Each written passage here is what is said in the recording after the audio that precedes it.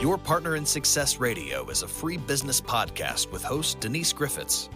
It's all about great stories, conversation, and context to help you move your business and life forward with actionable tips and advice from her guest experts.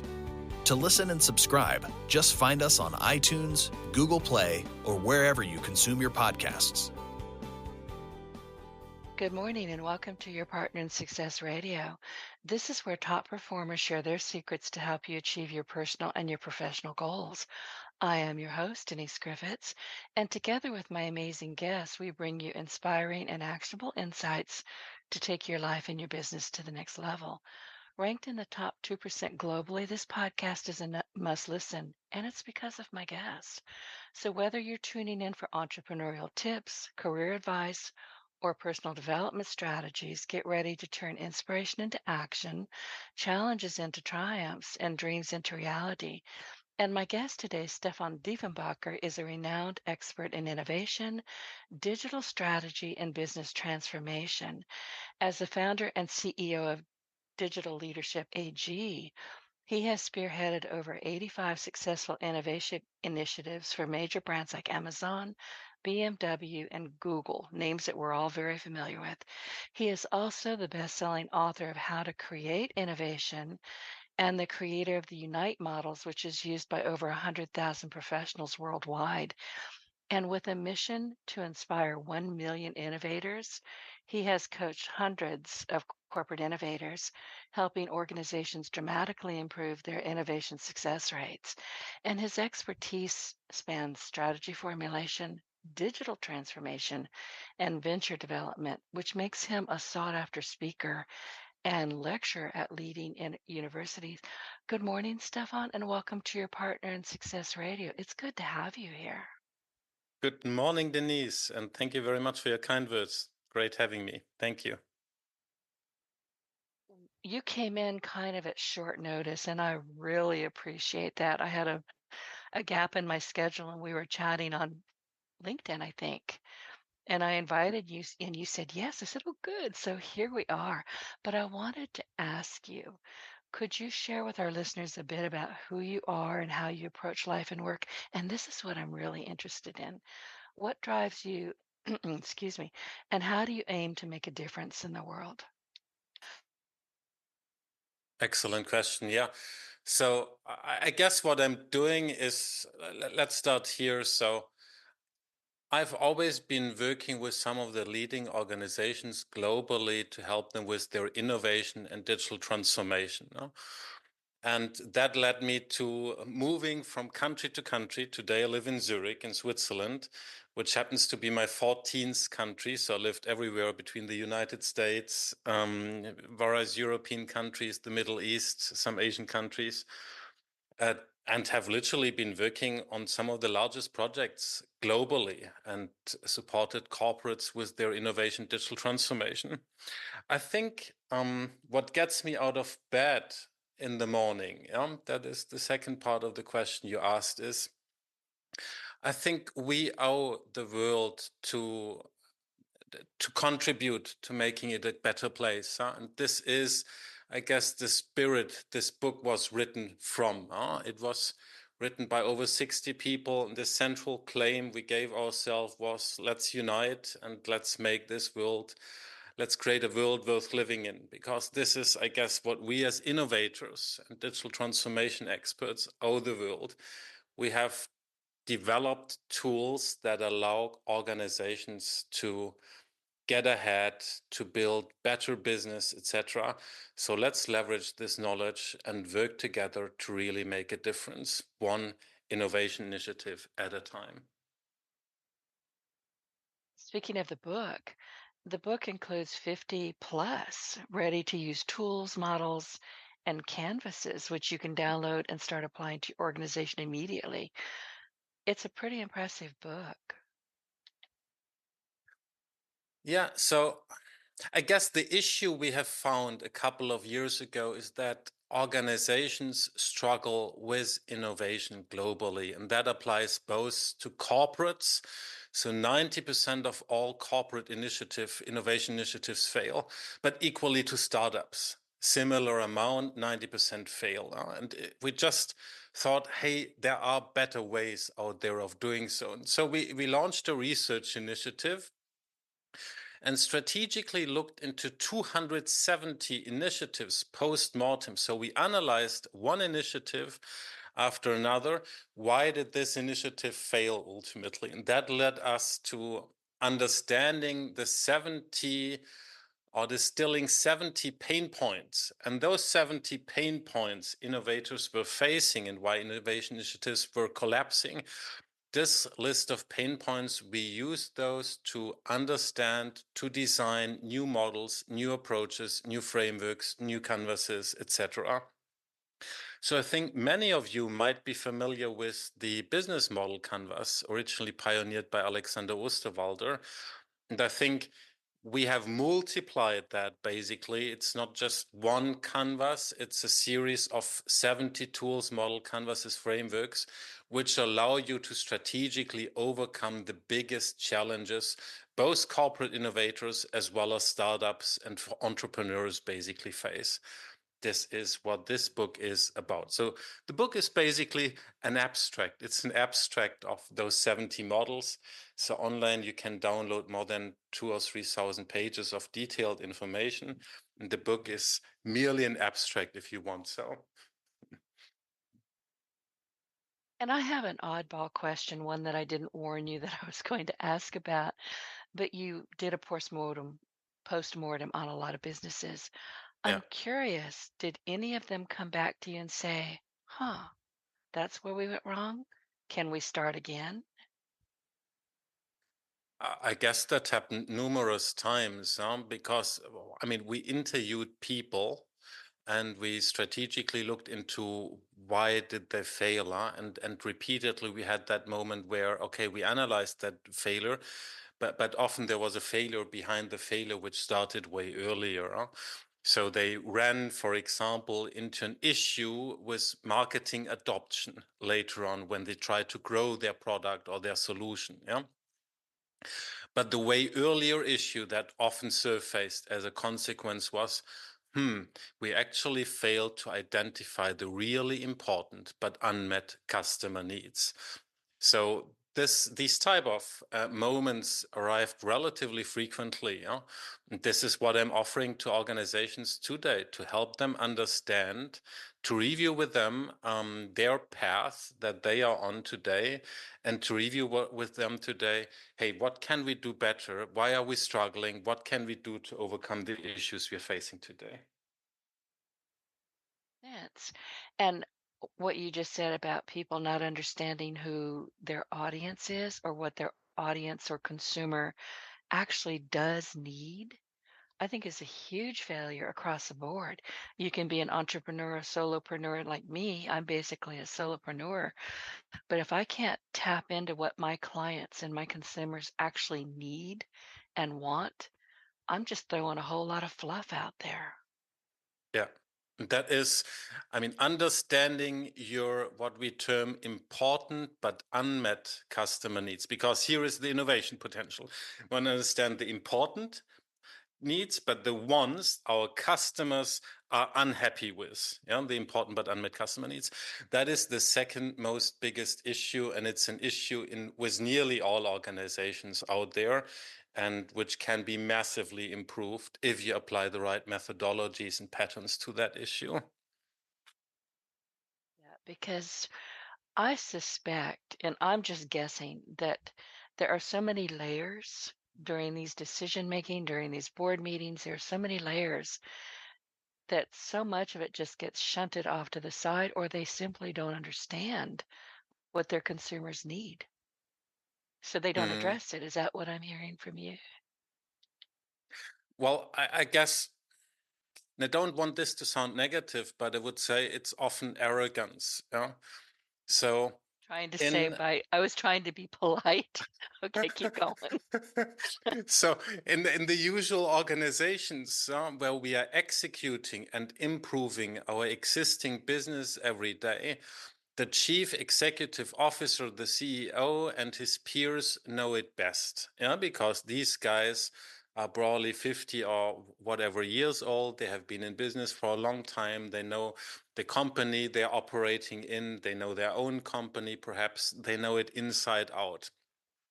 So if here a challenge arises, typically or very often they know it best. Yeah, they know best what to do, and that makes total sense. Yeah. The problem is when you go for innovation, you're by definition into a void, you're by definition into the unknown. So here it becomes suddenly unclear what you should be doing. And if you know it perfectly, well, then it's probably not an innovation, because innovation by definition is radical in nature. So innovation is really something new. It's not just a little bit different. But executives are often in the same mindset. They still believe they do know best. Yeah.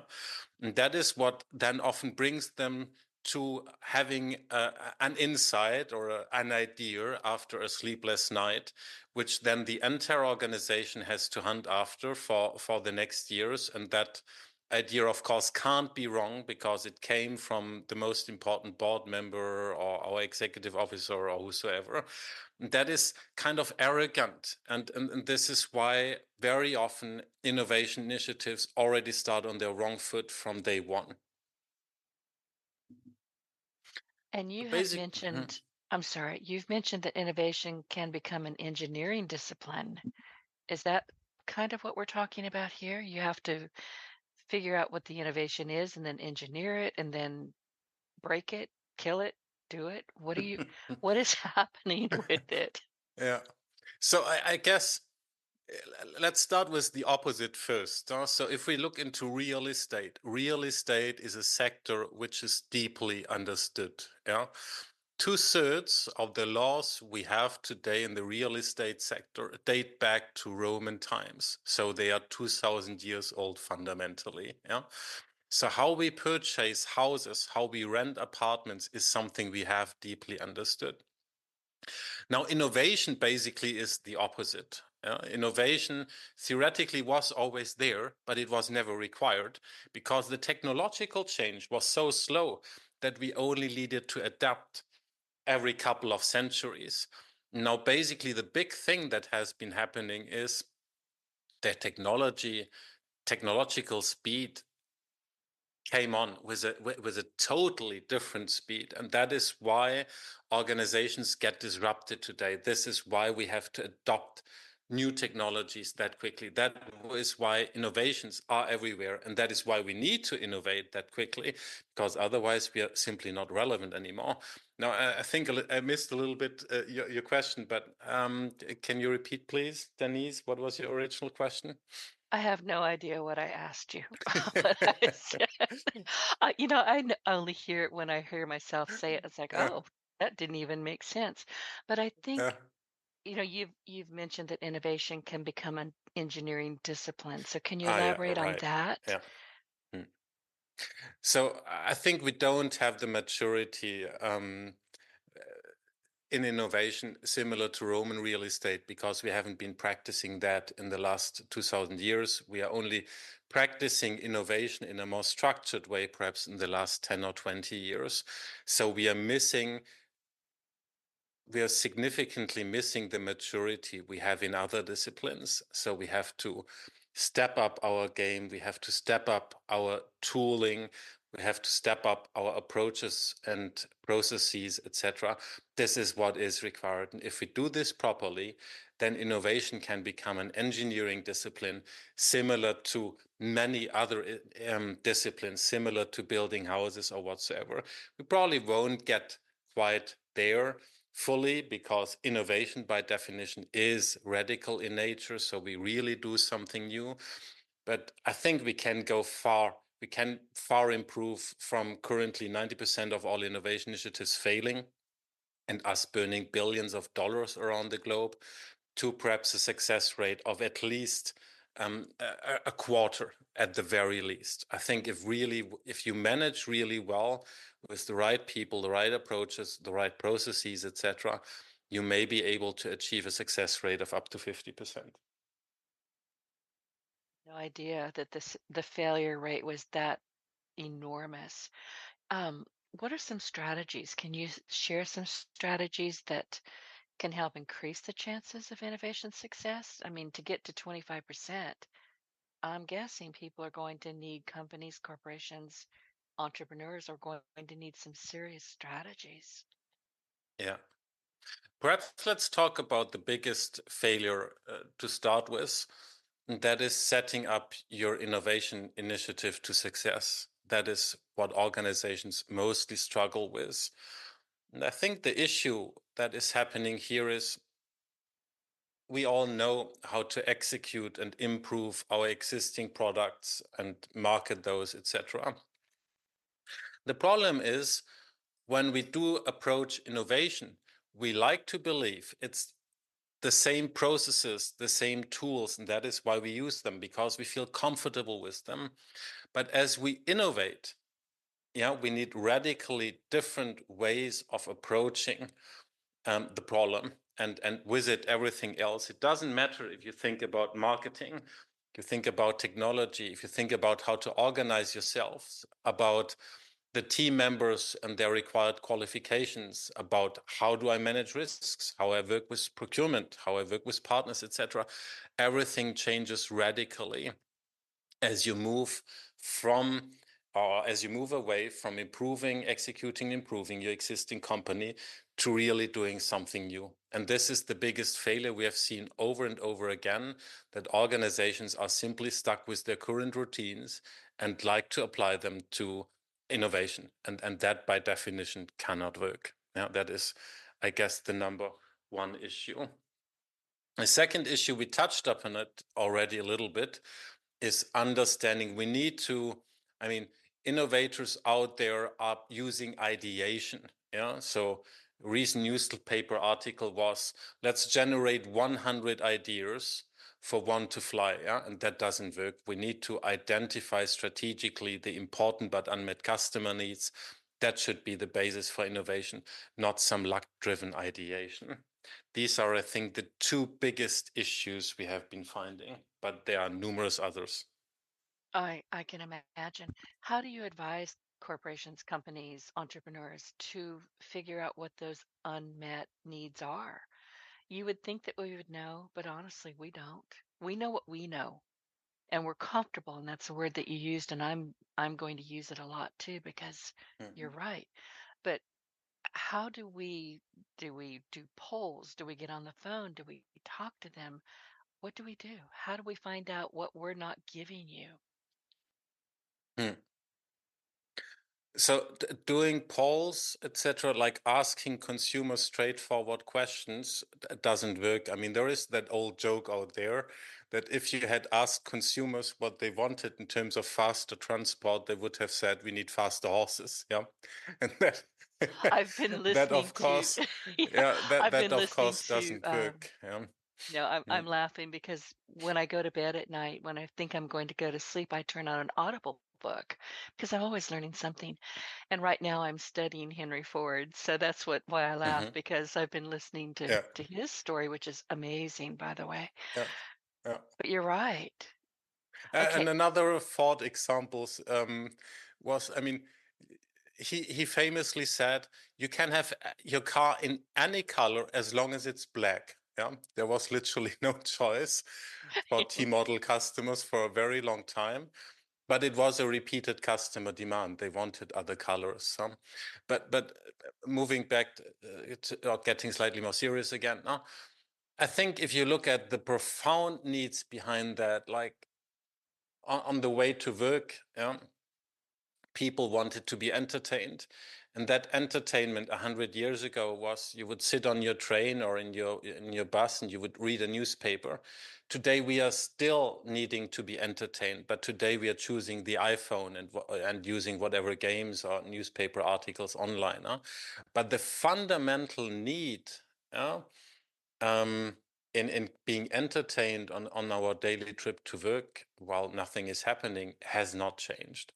So I think the most important basis, first of all, is identifying the need behind the need, understanding what the big important unmet or the big important needs are. This is faster cars or faster horses. This is entertainment when we travel to work, etc. This is the very basis, and then you take it from there. One of the things I was listening to with this book is that he actually had a strategy to create better products but lower the prices over time because they got more efficient, which shocked me. I didn't realize that.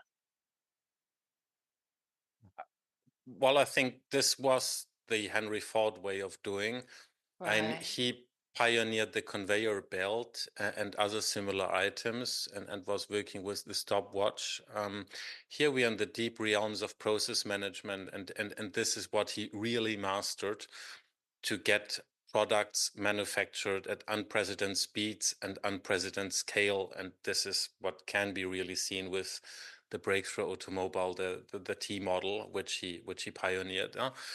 This, however, is not really innovation, you could argue, because here we are an optimization routine. Yeah? So he went better and better, but it wasn't new anymore. So the first T model was probably new, and the conveyor belt was new as well.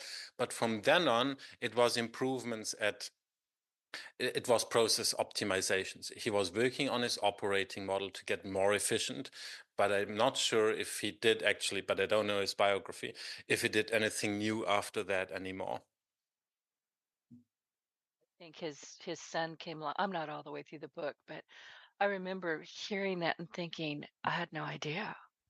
But it made sense that he had cleaned up his process so much that he could lower prices and make sure that more people had access to it. And these days, everybody's worried about groceries. They're worried about paying gas. They're worried. And I don't even know if anything can be done about that right now. Yeah.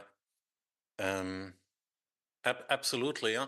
So basically, he had an original innovation, which was the T model, and probably the conveyor belt being the key item, because before that, cars were simply too expensive for the masses. And thanks to the conveyor belt and a ton of process innovations, he was able to lower the prices. Now, I think we have now understood how process innovation works, huh? And later on, after the Second World War, Toyota showed us the way in driving this further. This is what gave rise to Japan becoming a big economy. And today it's China, which is again showing us on a different scale how to get even faster. Yeah.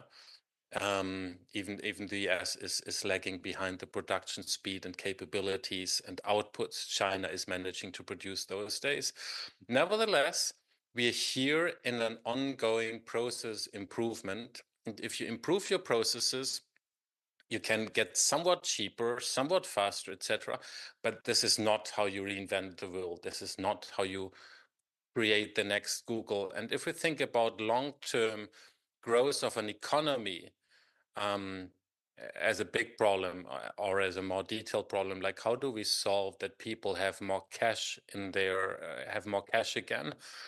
Then the only solution to that can be we have to innovate. We have to reinvent the world for that, because by simply increasing the efficiency, yeah, we'll see limited effects in the end.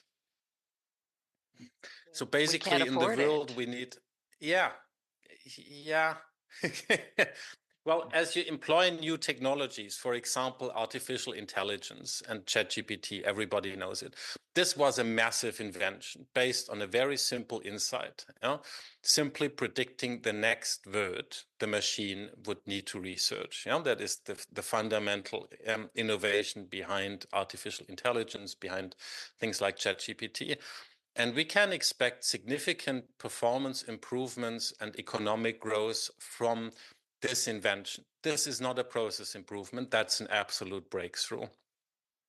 And this breakthrough will help grow our economies and allows us to become a little bit like superhumans, which is fun and perhaps an interesting avenue of growth. And we need more of those type of innovations if we want to evolve and ultimately if we want to grow as an economy. I'm one of those people that I like ChatGPT, but I like Perplexity better. So I tend to use them in tandem, and I'm having a lot of fun with them. But I'm going to warn everybody who's listening, don't put whatever chat gives you or whatever Perplexity gives you and just put it out there and pretend like you wrote it. We can tell. Don't do that. We can still tell. So I recently read an article where somebody said how he generated 365 articles, one for every day of the year, in 60 minutes. Yeah. And I mean, that is a shock, yeah, because I mean, no human could ever come close to such quantity, yeah, not even close, yeah. And the quality is probably not always great. Having said that, I mean, ChatGPT moved, I mean, it's now a good year old, and it arrived with version 3. That's at least the first public version that I've seen. Now we're at version 4.5 or 4.0. Version 5 is to come. Version 5 is going to bring, or is expected to bring, performance improvements in the magnitude of several 100%, yeah, improvements. I'm not sure I got better, or I'm sure I didn't improve the same as a human being. You know? So my performance perhaps improved by 5%, but certainly not by 500%. So perhaps today we can I'm sorry, still that tell was the funny. difference. Yeah. For me, it came as a shocker. I like to believe that I'm a roughly intelligent human being, but basically, ChatGPT disrupted me in 99% of my knowledge areas. The only area where I'm probably still better than ChatGPT is innovation, digital transformation. And this is where I can tell probably the difference between a professional having written this article and a machine article.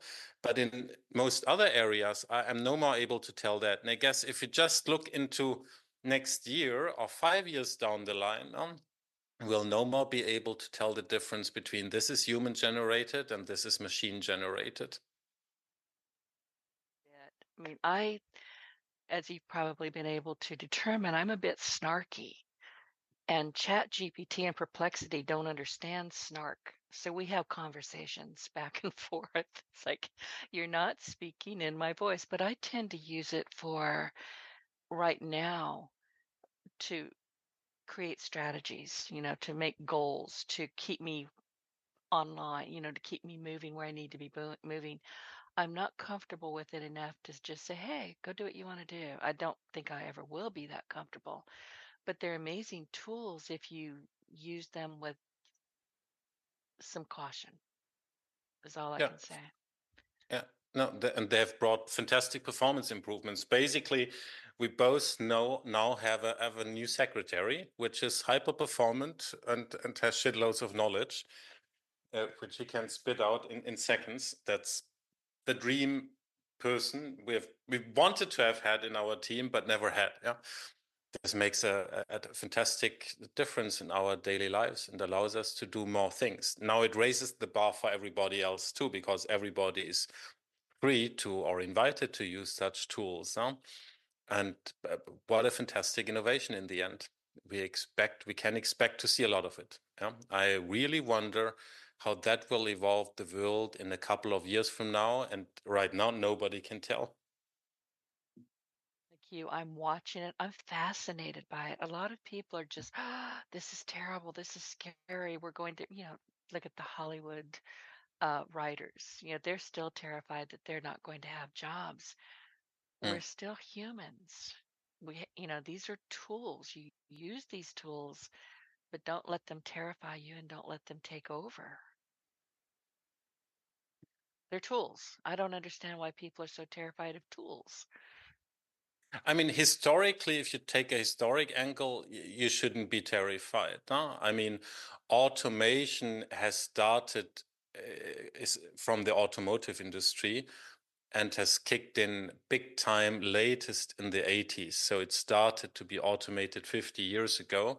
And back then, people had already were afraid because the robots or super fast, super amazing conveyor belts, etc., were moving in. But fundamentally, nothing has happened. Amazingly, despite the world population having grown very strongly over the last decades, like we doubled and tripled over the last 50 years. In number, we have managed to generate so many new jobs, and that despite new machines, robots, whatever happening. And basically, we haven't seen unemployment despite massive population growth at the same time. So historically, at least, we shouldn't be afraid. However, nobody knows what is coming out of this movement right now, because for the first time, we see something that could actually be called intelligent. And nobody knows where this is going. There are two different parties out there. The first party is arguing, well, it's just a tool, what you have said. Who should be afraid of tools? They will never outdo us as human beings. And perhaps this corner or this party is right. The other party, however, states, well, at some point in time, that is the Elon Musks out there, well, at some point in time, it's going to outperform us. That point in time is probably not too far in the future anymore. And the Ray Kurzweils, etc., expect that in 10, 15 years, we're going to be disrupted as humanity is going to be disrupted by artificial intelligence. So let's see. Nobody can tell right now the future. Let's see simply what is happening. And we don't have a choice. Like, we can't stop innovation out there. We can't stop change. The only thing we can do, and what I invite you guys to join on, is to shape innovation in a positive way so we benefit from it. That is, I guess, what we can do and what we should be doing.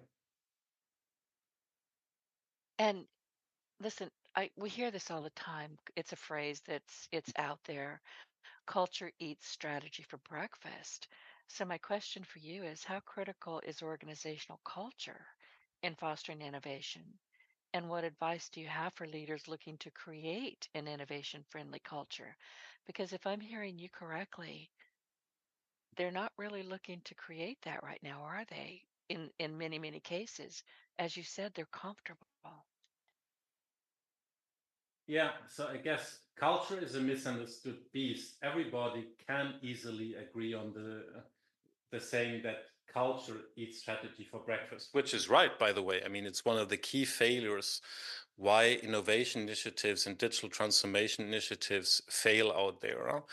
However, simply people and organizations don't know what culture actually is. And that is why they are offering ping pong tables and colorful offices and perhaps massages and free lunches, etc. And while this may help, these are just the structural, this is just changing the structural part of culture, the visible aspects, if you want, so of it. So we are changing, they're working on the working environment and perhaps structures and processes. The deeper aspects of cultures are, however, not addressed.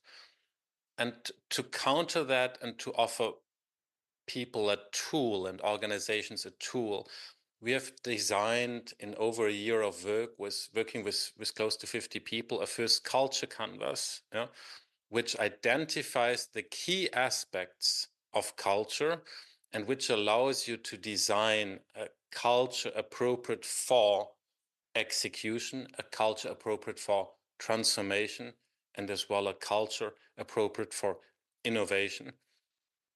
And I think the key components is clearly the attitude. What is the attitude towards innovation? The attitude and our world perspective. How do we perceive and frame the world? What worldviews do we have? Why do we do what we do? Why do we talk the way we talk? That is the key driving aspects. And other key aspects of culture is, how do we lead? How do we communicate? How do we make decisions? And most importantly, who takes those decisions? Then we have people in the picture. How do we hire the right kind of people? How do we align them? How do we recognize and reward? And what do we recognize and reward for? And most importantly, perhaps, is the meaning behind it. What is the purpose? Why do we get up in the morning? Why does the organization exist beyond, obviously, that it needs to generate money? And what are the values and beliefs that we deem as important? these are some key aspects of culture. So culture actually can really be pinned down to a few key factors. And these factors can be strategically designed for as to allow innovation to work. And organizations at large out there are not designed in a way to allow for innovation, because actually organizations have an immune system. And the immune system is there to prevent change from happening.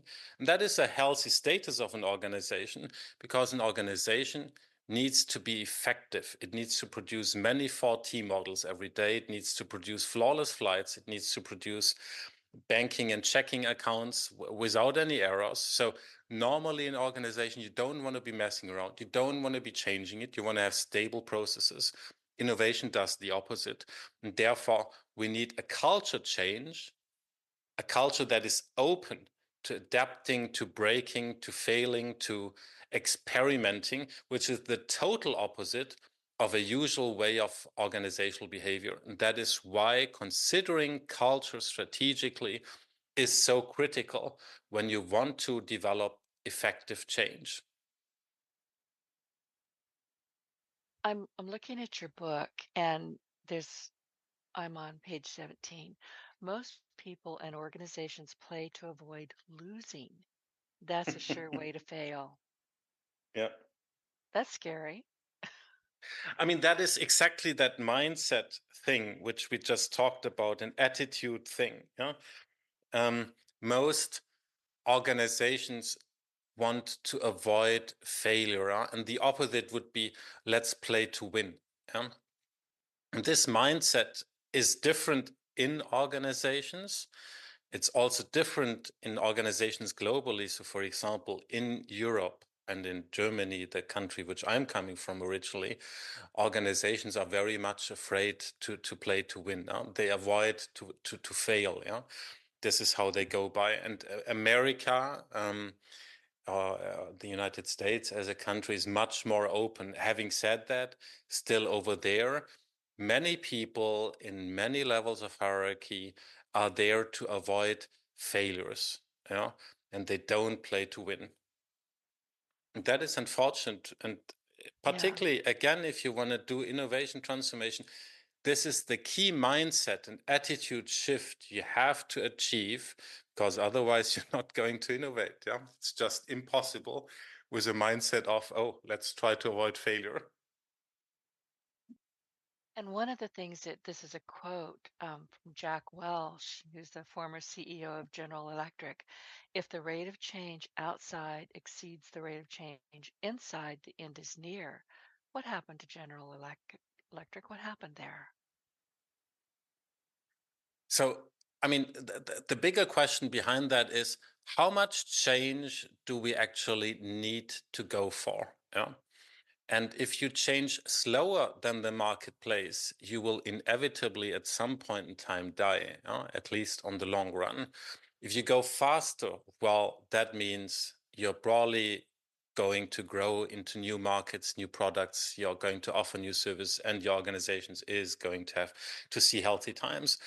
Basically, if we consider the rate of change on an economic scale, we are advancing as fast as never before, driven by the ultra fast paced technological changes we are seeing out there, with artificial intelligence just being the latest example. Now, what happened to General Electric? General Electric used to be the by far largest company in the world, I think prior to the year 2000 something. And I think by now, I don't know how big or how small they still are, but obviously they're no more part of the leading companies. The leading companies, the top 10 in the Fortune 500, are literally all technology companies. It's no more banks. It's no more the big oil money. It's technology companies. So these organizations have driven change in massive ways and have alongside created growth that we have never seen before in the history of humanity. He Yeah. is a company that you knew who they were, what they did. You never hear of them anymore.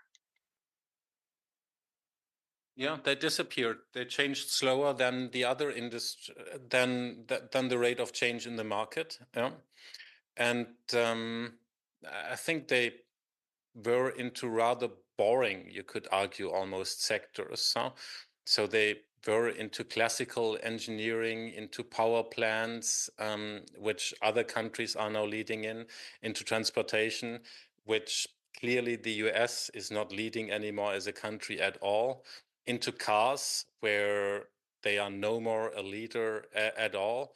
They never went into batteries, etc. So I think numerous errors happened across GE, and they were simply not part anymore of the forward-looking players. I don't know the details I don't know the details about GE, but on an artificial, on a higher level, you could simply see old-fashioned industries, no more leadership positioning, no more future perspectives, no vision for that field. And that is why they consistently left the opportunities for other organizations to grab. And this is, I think, what happened.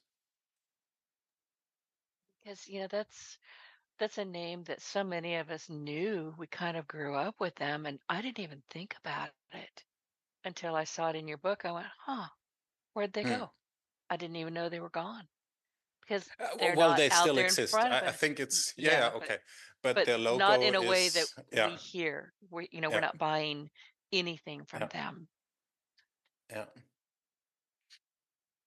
Yeah, and Too perhaps an even bad. bigger question around that is, I mean, we thought that democracies and our ways of approaching things in the United States, as in Europe, would be leading the world, but basically there is a new type of systemic competitors from Asian technocracies such as China, which are incredibly well managed and which are incredibly effective at producing value and launching new products, etc.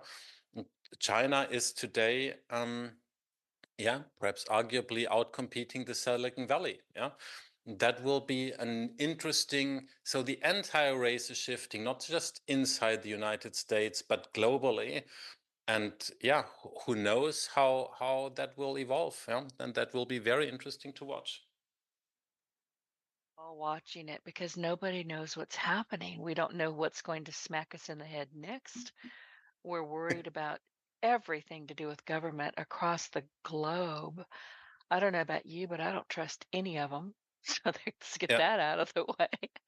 Hmm. But let's go back to what you're here to share. Let's talk about the Unite innovation approach. Can you explain what that is? Hmm. So UNITE, in short, is an abbreviation which stands for Understanding and Navigating Innovation and Transformation in Enterprises. And the UNITE models are basically the strategic response to the 70 pain points we have identified innovators to be struggling with. And the Unite models are the largest, deepest, and first integrated set of canvases, tools, frameworks, and approaches to running innovation initiatives end to end. Yeah, I think we briefly touched up in the culture canvas, which is one of the tools in the culture space we offer to get your innovation culture under control. But similarly, the Unite models, they basically span all parts of innovation. So there are models which discuss organization, there are models which cover governance, there are approaches in how do I define and understand, how do I understand the important but unmet customer needs, which we discussed at the beginning of this conversation, as well as cover all the way through the innovation approach, but also domains such as business model and business model innovation are covered. And I think importantly, I think in the past, all of those tools and canvases used to be standalone.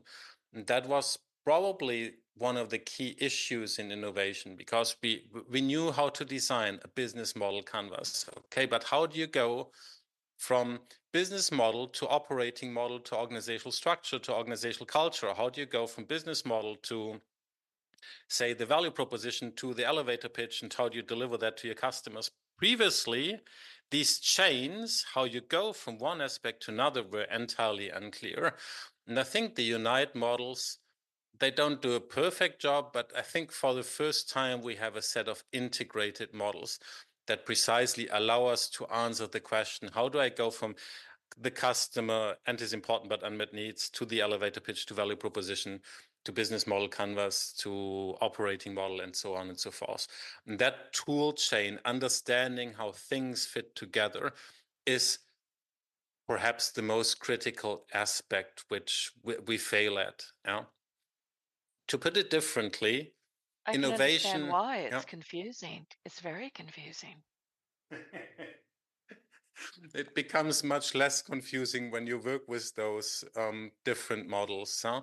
So I would they are imagine. intentionally designed to be easy enough to grasp relatively quickly. Yeah?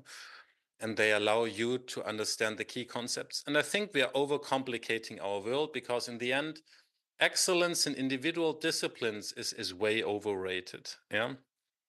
You don't need to have the best financial concept. You don't need to have the best user experience. You don't need to have the best brand concept. To be honest, and I think where we can go much easier is a mediocre brand, a mediocre marketing approach, a mediocre financial model, a mediocre approach, blah, blah, is totally enough. The key element we have to get right is connecting the dots among those numerous fields and disciplines. And this is where we have to get better to improve the odds of achieving something. So let's be less Yes. technical about all of those individual bits and work hard on Right. connecting those end to end. That is important. That does make sense. You've mentioned 70 pain points a couple of times. Can you share maybe 3 or 4 of them that you see pretty consistently? Yeah, I guess the most important one, which you briefly touched upon, was creating the right setup for innovation to start with. A second one is identifying and strategically leveraging the important but unmet customer needs. A third one is working and leveraging business model innovation. A fourth one is where and how do we leverage technology such as AI in the right places? Most people don't understand where and how they should be leveraging technology in a business model.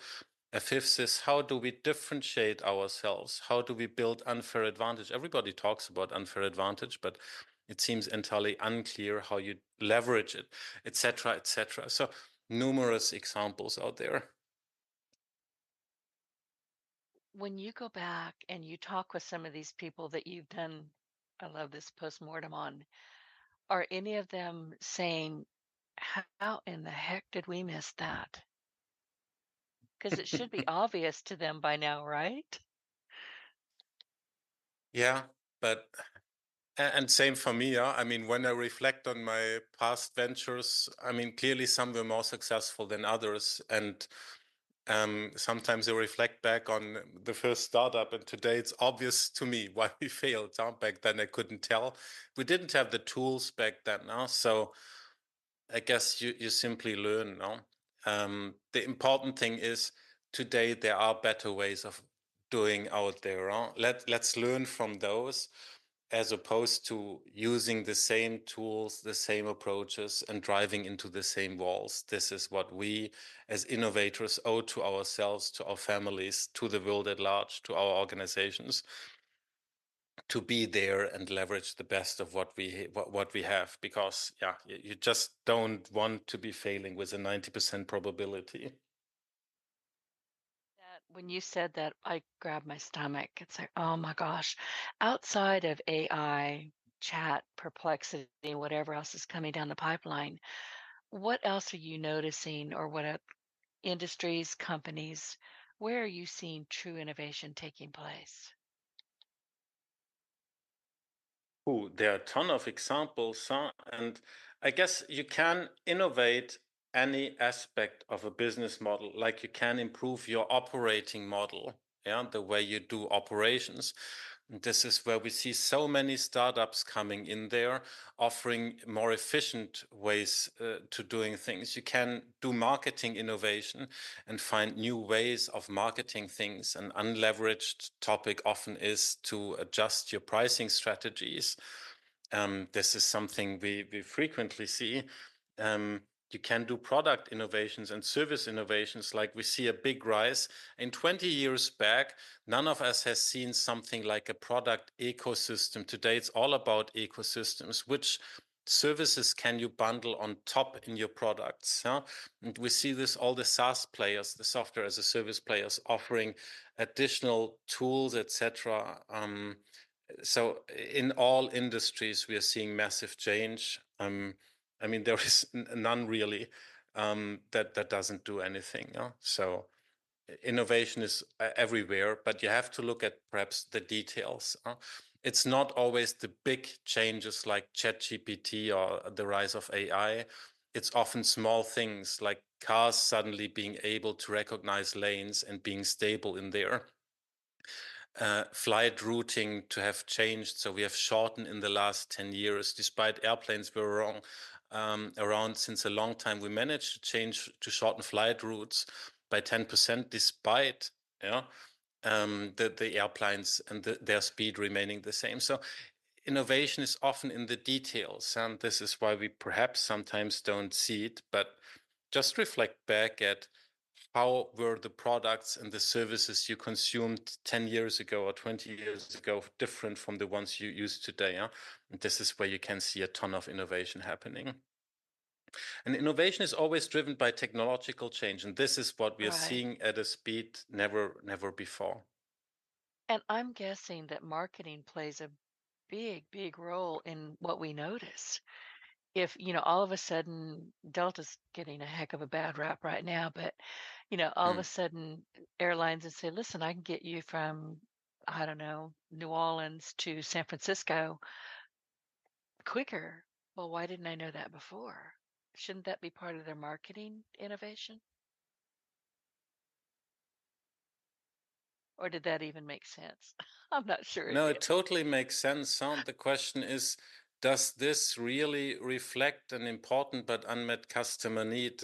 And to be honest, I don't know. Yeah, that's Perhaps what I was it's trying to faster get to. horses or faster airplanes, but I mean, the size of the seats has become that small that, well, perhaps we need some more comfort again. Perhaps we need some snacks, which are not even offered anymore on many airplanes, despite they just cost peanuts. But to be honest, I'm no expert in aviation, but I wonder really if the biggest thing I see in aviation is price reduction, price reduction, price reduction, to the degree where, yeah, all the services around it have become entirely commoditized, and price is the only thing that remains. And I wonder if that is the right thing for the industry.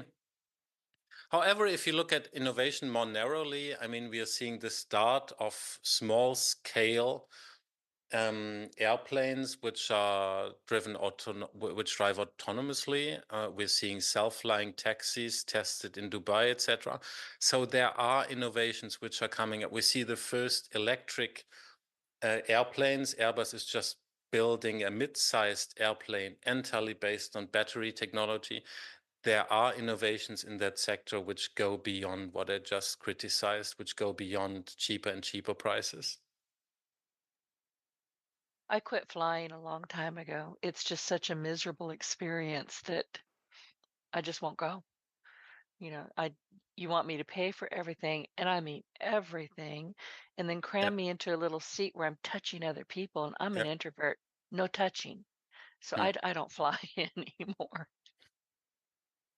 Yeah, and many other people have environmental concerns. And nevertheless, if you look at the global statistics, I mean, there was a dip in aviation during Corona times. Now we are beyond the Corona level.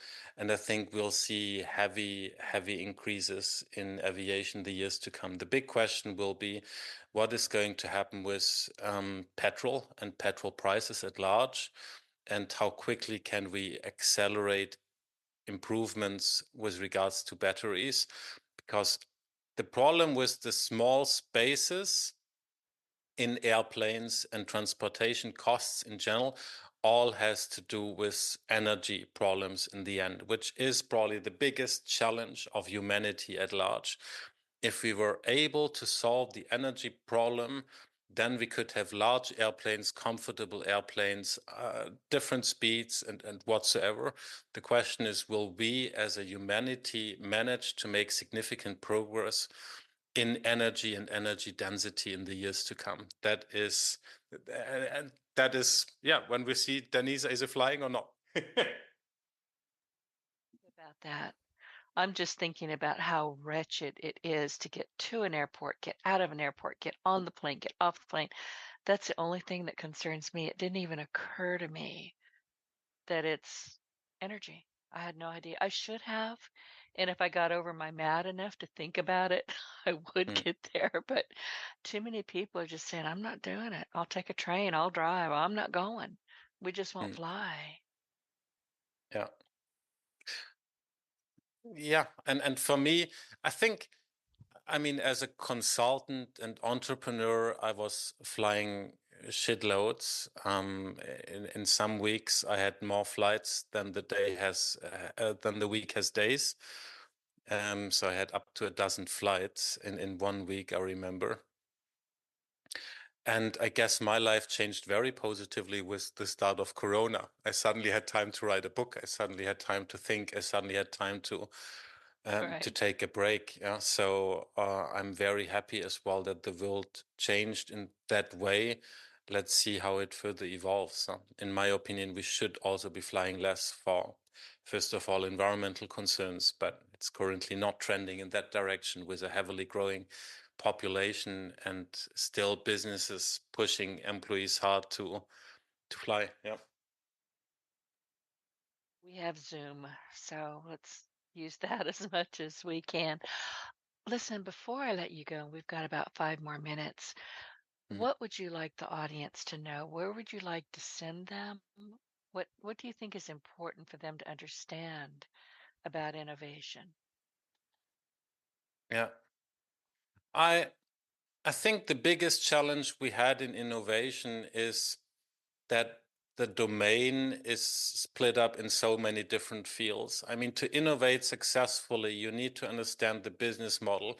You need to come up with the right kind of product or service. Then you need to market it correctly. You have to build the underlying technology. You have to understand the user and market to those guys. And there are so many domains involved that this has unique complexity. Yeah? And historically, and this is why you still can't study innovation, because it's not one field, it's 10 different fields, as I just pointed out. And I think if you look at all the other books and materials out there, they always come from one domain and solve part of the problem. Regardless if you look at design thinking or Scrum or Agile or business model generation, it's always a piecemeal approach solving one bit. And I think what we managed to do differently with this book, and this is why I would like to invite you to get a copy for you and to have a read through. This is the first end-to-end book that goes through the entire time scale and across all disciplines and integrating everything through the Unite models. This is the important change we have achieved here, and this is why I can only invite you to have a go at the book and download some of the models which you find on our website at digitalleadership.com. I'm guessing you wrote this during COVID. What prompted you to write this book and to go so deep? Was it just a need that you saw? What happened? Because it didn't come out of nowhere. I know that. Mm. Yeah, for me, methodologies were always important and interesting because they guided how effective we were on certain projects. And after you failed on an innovation project for the fifth time, or you struggled for the fifth time with something, I tried to search for structural solutions to it. Yeah. And we as a company tried to come up with better and better processes, but this had certain limits because we're only a bunch. Yeah? And so at some point in time, I said, I've achieved enough already, or I've achieved a lot already in my life. I could now afford to take a break and start writing the first chapters to share what I actually learned. But then I saw how insufficient my own approaches were, and it showed me the gaps in my knowledge. I mean, a couple of years back, I had limited knowledge about culture change and how to do culture change. And this is where I started inviting other innovators to join. No? So we wrote, this book was actually based on 5 years of research with a core team of 60 people and 240 other people joining in, giving feedback, etc. So it became somewhat of a movement. I became so fascinated because for me it was a unique learning opportunity, a unique opportunity to giving back, a unique opportunity to help other entrepreneurs, and also to improve our practices. And this is why, we have invested significantly in this book, both time and money to get this done. And the book, as I said, I mean, it's a 400 something page monster, and it's building on two or 3,000 other pages which are available online. Tap into that knowledge. It's going to improve your practices. It's going to improve your chances of success. This is what fascinated me. Just listening to you. Where can people find the book? The book originally started being published open source, very much from an open source movement with 60 people. So we self-published, but now it's coming out with the big publishers globally. Wiley just published it in the English-speaking world, so you can get it literally anywhere. You can find it on Amazon, on any other store, at any retailer. Just go there, you'll find it. Just ask for How to Create Innovation. Very, very proud of this work, as you should be. Yeah, and it's an invitation to all of us here to let's unite, let's create a world worth living in. We can shape innovation, we can shape change positively, and this book is an invitation. It's your invitation to join the movement and to contribute to a world worth living in, one innovation at a time. Sincerely appreciate your company today. And you've shared your last thoughts with us, but where can people connect with you on the web outside of Amazon? Just enter my name. You'll find plenty of hits, but feel free, of course, to connect on LinkedIn.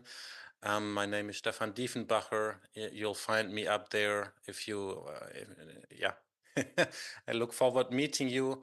I'm available for a couple of chats every week where I speak with total foreigners, which I always find highly inspirational to understand what their innovation challenges are, what they are busy with, what their angles are, etc. This is what I always love doing. So please be invited to connect, and let's have a virtual coffee together. You to some other podcast hosts that I know, like, and trust. And I think their audience needs to hear from you as well. So I'll do that as soon as we finish up here. Thank you, Stefan, so much. And to our audience, as we conclude today's episode, your feedback means a lot. And if you found the show helpful, please support us with a quick review on iTunes. And your input is vital in my mission to inspire and empower more individuals. So don't forget to hit subscribe, leave a review. Excuse me, I'm losing my voice.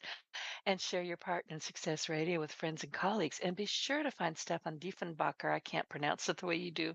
Stefan Dieffenbacher on the web, and connect with him and get the book. Thank you for tuning in, and I will see you next week. Stefan, again, thank you so much. Thank you so much, Denise. It was a pleasure being here. Thank you. Get your voice heard. If you would like to launch your own far-reaching podcast, contact Denise Griffitts at yourofficeontheweb.com and go to the podcast tab.